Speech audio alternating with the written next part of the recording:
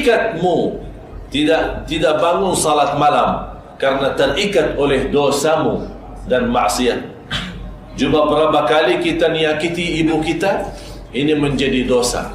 Berapa kali kita berucapkan kata-kata yang tidak baik, ini juga menjadi dosa. Barangkali kita lupa perbuatan kita sama orang tua. Barangkali kita lupa ucapan kita sama orang-orang dalam kata-kata yang tidak baik. Tapi tiba-tiba kita ingin salat malam, dan rindu, dan semangat, dan sungguh-sungguh mau salat malam, tapi ternyata beratnya sekali, susahnya sekali salat malam. Karena disitulah saya sudah bilang, salat malam, orang yang sudah membiasakan dirinya bersedekah setiap hari dan setiap ada rezeki, itu benar-benar orang itu terpilih, bukan sembarangan. Karena Allah tidak akan mau orang-orang menyebarkan agamanya, bukan orang yang diridai duluan oleh Allah Subhanahu wa taala. Walaupun kita orang awam, tidak mengerti apa-apa, tidak punya ilmu banyak untuk berdakwah, tidak punya dasar yang kuat untuk berguna untuk umat, tapi kita nawaitu dengan sedekah kita, ya Allah, memang saya bukan ulama, ya Allah, saya bukan ustaz, ya Allah, saya bukan khatib, ya Allah, saya bukan imam, tapi mudah-mudahan dengan sedekah saya, mudah-mudahan boleh menjadi seorang, dan sedekah itu tersibar agamamu di bumi. Cuba bayangkan berkahnya sedekah, apalagi untuk program Al-Quran, apalagi untuk kita memberikan pendidikan untuk anak-anak. Setiap anak baca Quran, kita dapat setiap satu huruf 10 kebaikan. Berapa anak-anak yang belajar Quran? Dan berapa mereka ayat yang dibacakan setiap hari? Malah di antara anak-anak yang bersemangat salat malam, semuanya pahalanya orang yang sudah memberikan sedekahnya untuk mereka. Barangkali kita tidak tahu, boleh jadi di antara anak-anak yang kita bina, dia sudah menjadi besar, dan besok dia pindah dari negeri Sinamon, atau pindah dari mana tempatnya, dia pergi ke tempat yang jauh, dan dia mulai bangun pesantren sendiri, atau dia membina kelompok anak-anak lain. Habis itu melahirkan banyak ribuan hafal-hafal Al-Quran. Kita sudah meninggal dunia puluhan tahun lalu, tapi ternyata Allah masih kirimkan berkahnya sedekah kita. Padahal kita bantu seorang, tapi karena seorang ini di bawahnya ribuan orang, dan ribuan orang besok dia menjadi hafiz, dan kemudian berjalan lanjut lagi menyebarkan Quran di bumi. Coba bayangkan ribuan hasanat, ribuan kebaikan kita boleh beroleh. Ini sebuah karunia. Ini sedekah jemaah sekalian, bukan main-main. Sedekah menjaminkan ampunan dosa, sedekah menyembuhkan penyakit, sedekah menaikkan darajat, sedekah memadamkan kemurkaan Allah, sedekah mengangkat bala dan menolak musibah, sedekah menjaminkan keselamatan dari kematian buruk, sedekah menjaminkan keselamatan dari kematian mendadak, dan sedekah menjaminkan kita selamat dari siksa neraka jahanam, dan sedekah menjaminkan husnul khatimah. Dan orang yang bersedekah selalu orang memiliki keyakinan kepada Allah Subhanahu wa taala, rizkinya semua di tangan Allah. Jadi yang suka bersedekah, dia yakin akan Allah mengganti 10 kali lipat. Dan Allah punya banyak macam cara. Saya bawakan cerita.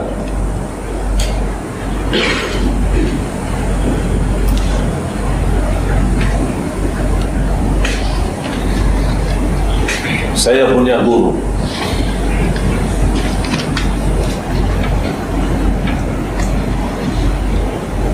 Guru saya ini subhanallah luar biasa sedekah. Dia bukan orang kaya, bukan orang berusaha, tapi dia menerima banyak bantuan, banyak sedekah dari jamaah, banyak hadiah-hadiah pribadi untuk syekh sendiri.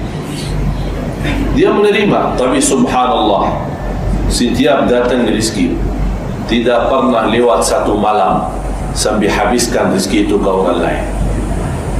Tidak pernah dia boleh tidur masih ada yang tersimpan di rumah. Orang datang bawa, ada makanan, ada yang bawa uang, ada yang bawa barang, ada yang bawa macam-macam.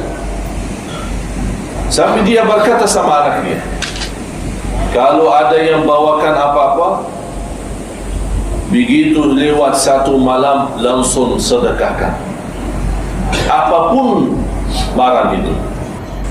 Sambil diberikan kereta, ada orang-orang kaya datang dari kerajaan Emirat, kaya dari kerajaan Kuwait, orang datang ke kota Madinah. Ada yang berikan harta, ada yang berikan kereta. Besoknya pagi kereta sudah tidak ada di kawasan rumahnya, sudah disedekahin lagi. Sampai dia berkata, kalau Allah berikan begini, saya akan sedekahkan. Pasti akan Allah ganti begini, saya akan sedekahkan. Allah ganti begini, saya akan sedekahkan. Dan berapapun yang diberikan oleh Allah, saya tidak akan simpan. Begitu sudah punya keyakinan luar biasa. Karena satu hari ada tamu datang dari luar negeri, membawakan hadiah besar, kayu gahru. Tahu kayu gahru? Yang harum, dibakar harum. Itu disukai oleh orang Arab sana.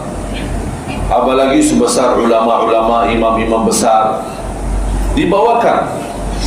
Dilihat sama anaknya, ini boleh digunakan untuk jual lagi, lumayan harga mahal. Kata ayahnya, sedekahin untuk makam Rasulullah SAW. Karena ada satu lain guru saya juga, tugasnya bersihin makam Rasulullah SAW. Dan dia mengambil gahru itu, dibakar terus diwalikan, khususnya hari Jumat. Sedekahin semua. Ayah, ini barang mahal, ini buat apa sedekah? Sudah sebagian saja kita jual. Ini besar, dia punya beg besar. Kata ayahnya, marah sekali sama anak. Anak, jangan goda saya, sedekahin semua, jangan tinggalkan sedikit pun. Dan sudah terbiasa seperti itu. Ada pernah terjadi satu cerita. Saya pernah nginap di rumah beliau. Tiba-tiba malam hari ada seorang maling loncat tembok rumah, masuk. Kita lagi tidur dan guru saya lagi salat malam. Kita tidak tahu dia salat malam. Cuman kayaknya dia mendengar suara ada orang masuk. Dia datang bangunin kita. Dia bilang, ayo bangun, kayaknya ada orang masuk di rumah. Silahkan lihat siapa itu. Dan saya mulai lanjut salat malam. Dia salat malam. Kita cari di kawasan rumah, lihat ada orang betul. Kita tangkap. Habis kita tangkap, kita ikat, kita bawa ke depan. Dia marah sama kita. Kenapa antum ikat ini? Ini orang maling. Lepas dia punya ikat. Kita bukan polisi. Lepas dia. Habis itu ditanya sama guru saya, kamu dari mana? Dia sebut satu negeri. Tapi sepertinya orang itu takut. Kata guru saya sama saya, suruh bangunkan tukang masak. Buat apa? Guru kita lapar? Tidak. Barangkali ini orang lapar, sudah cukup malam, barangkali dia belum makan. Di bawah kita bangunin tukang masak. Dia buat makanan untuk maling. Orang maling, pencuri. Habis dia makan, habis dia selesai, ditanya sama guru saya, kenapa antum mencuri? Ada perlu apa?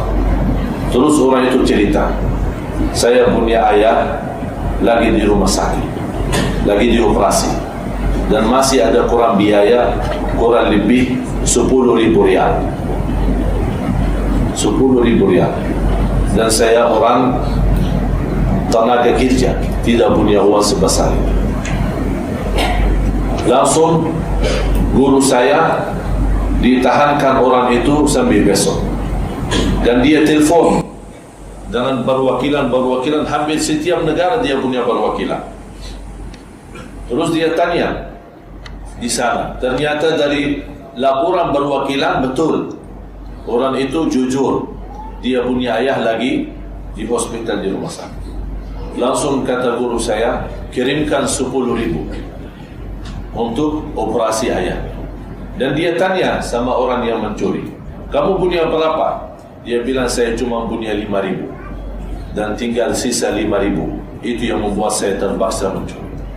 Tapi guru saya sudah kirimkan biaya operasi 10.000. Dan guru saya berkata, operasi untuk ayahmu sudah kami lunaskan, dan 5.000 buat kamu yang kamu bawa aja pulang. Barangkali anda perlu sesuatu yang lain. Subhanallah, perbuatan macam ini, orang ini menjadi salah satu da'i besar di negerinya, karena dia melihat sikap bagaimana guru kita. Habis itu, setiap dia datang melihat guru saya pasti pingsan, dia tidak kuat lagi untuk mengingat kebaikannya dia, sampai guru saya meninggal dunia. Begitu saya jumpa orang ini, setiap kita jumpa di Madinah, langsung dia nampak saya ada, langsung dia nangis sampai pingsan. Dia tidak dapat sadar sampai 3 hari pingsan. Juga subhanallah, saking cinta bagaimana kebaikan yang dilakukan. Ternyata jemaah sekalian, berbuat sedekah bukan seenak dan semudah yang kita inginkan. Bukan semudah yang kita inginkan. Sungguh sedekah itu termasuk salah satu ibadah yang Allah menganugerahkan kalbu kita dan membuka hati kita dan menggerakkan tangan kita untuk bersedekah. Apalagi kita bersedekah untuk Al-Quran. Oleh karena itu, jemaah sekalian, saya mengajak semua yang hadir untuk selalu bersedekah. Sedekah sungguh benar-benar mampu memberikan segala kemudahan dari segala kesusahan. Bukan hanya susah dunia, juga termasuk susah di akhirat. Yang kedua, salat malam. Salat malam. Afdalus salati ba'da al-fariḍah qiyamul lail. Salat yang terbaik sesudah salat fardu, qiyamul lail. Dan saya selalu berkata sama jemaah, jangan tinggalkan salat malam walaupun 2 rakaat tutup dengan witir.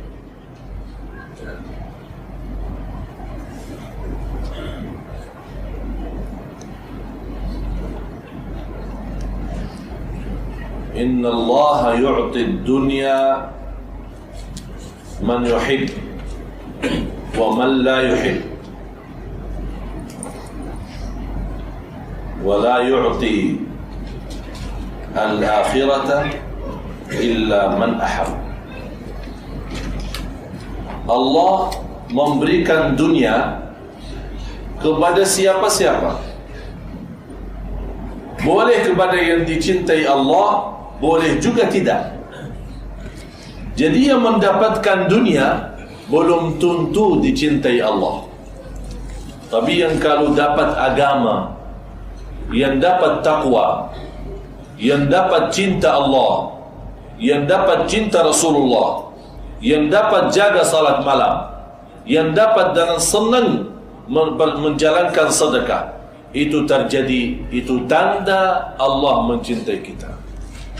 Jadi kalau kita punya dunia, punya kekayaan, punya harta, rumah bagus, kereta bagus, dan keturunan yang banyak, usaha di mana-mana, Allah kasih dunia, walaupun kita orang saleh, tapi belum tentu Allah cinta kita. Allah berikan dunia kepada yang dicintai Allah, dan juga Allah berikan dunia kepada orang yang kafir, orang yang tidak beriman. Apakah Allah memberikan dunia ke orang kafir? Apakah Allah cinta orang kafir? Jelas tidak. Tapi begitulah dunia. Karena dunia bagi Allah terhina. Dunia bagi Allah tidak ada arti. Malah sayap nyamuk lebih besar di sisi Allah daripada dunia dan segala isinya. Malah dunyatun mal'una, mal'unun ma fiha illa dzikrullah wa alim wa muta'allim wa mawalah.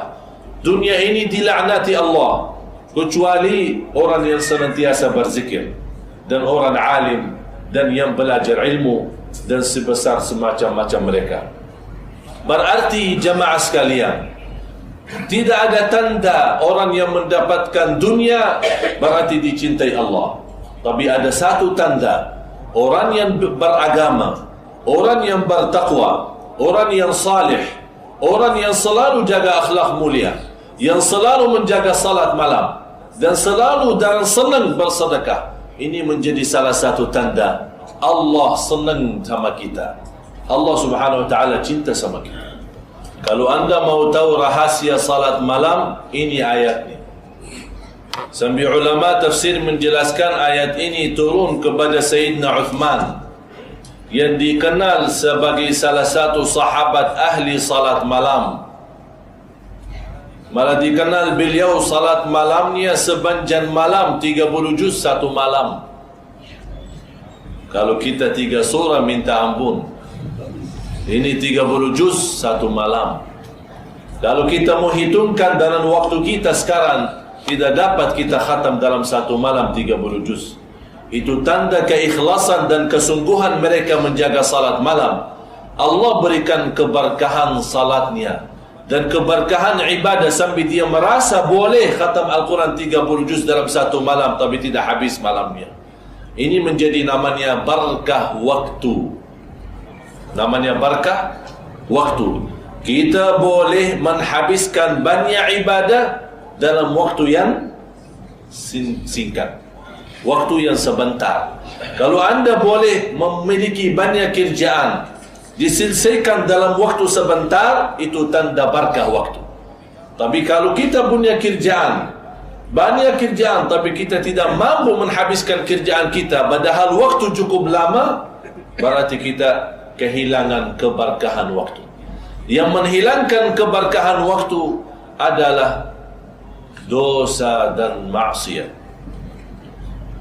Ada seorang wanita bertanya, saya senang salat malam, tapi kenapa susah sekali bangun malam? Yang merasa susah bangun malam kata,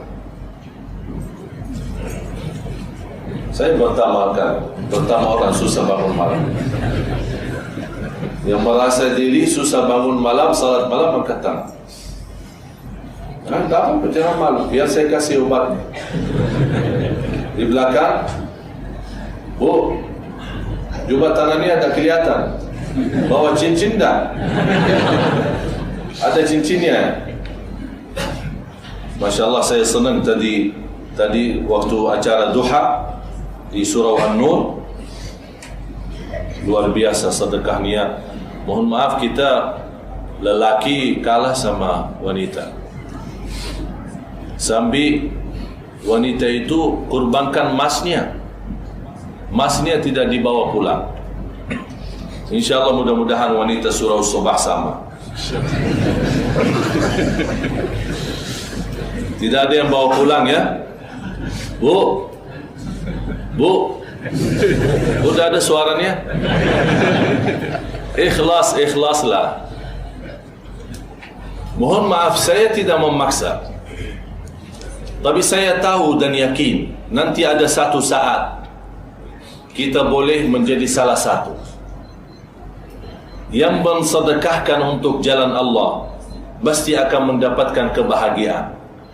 Dan disitulah saat dia mendapatkan kebahagiaan, dia ingin, bila ada kesempatan lagi saya mau bersedekah lagi. Tapi orang yang tidak bersedekah, nanti ada satu saat dia akan nyesal dan dia berharap bila ada kesempatan lagi untuk bersedekah, tapi sudah tidak ada kesempatan karena sudah habis waktu. Oleh karena itu, setiap ada kesempatan Allah anugerahkan rizki, jangan ragu-ragu, segera kita bayarkan di jalan Allah. Karena orang yang berusaha berbisnis sama Allah tidak ada ruginya sama sekali. Boleh kita berbisnis di dunia, belum tentu beruntung terus. Tapi berbisnis sama Allah 100% beruntung, malah 700 kali lipat. 700% Allah ganti. Artinya 700 kali lipat Allah mengganti, karena Allah telah berjanji. Dan kita semua tahu, Inna Allah la yukhliful mi'ad. Allah tidak pernah mengingkari janjinya. Ada seorang bertanya Imam Al-Hasan Al-Basri rahimahullah,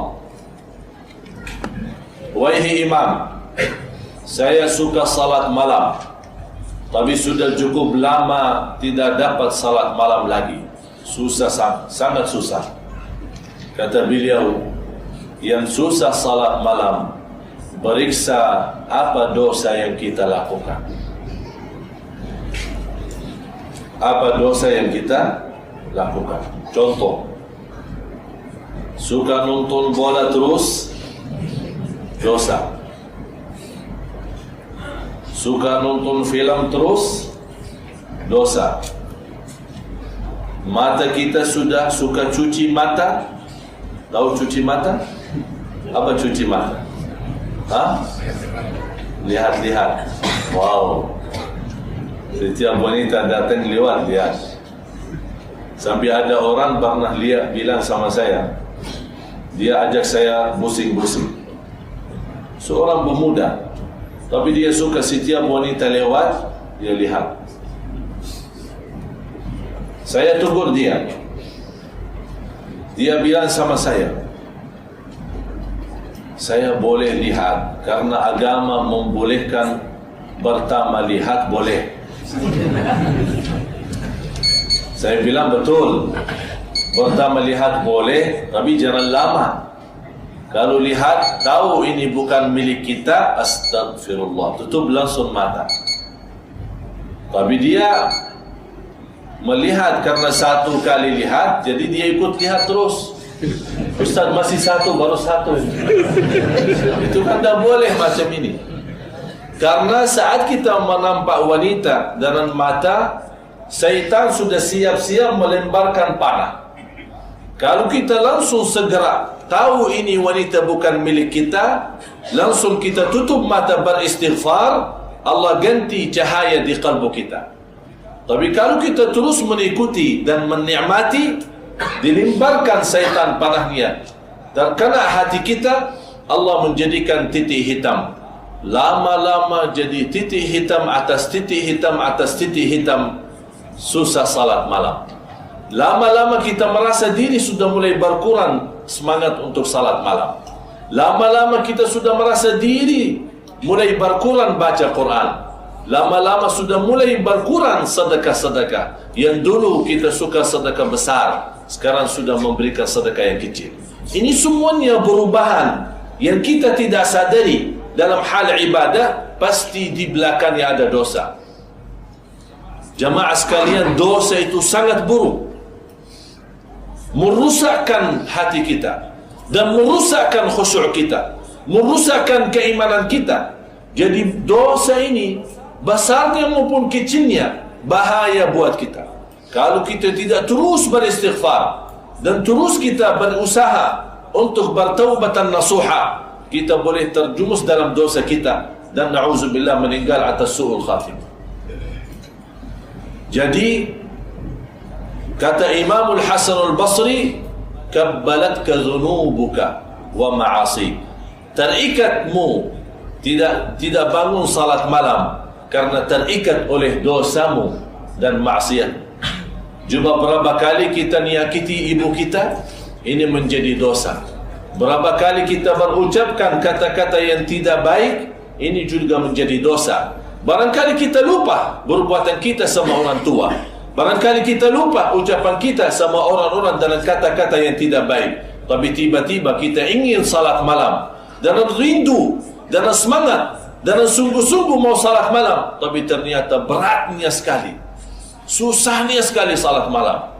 Karena disitulah saya sudah bilang, salat malam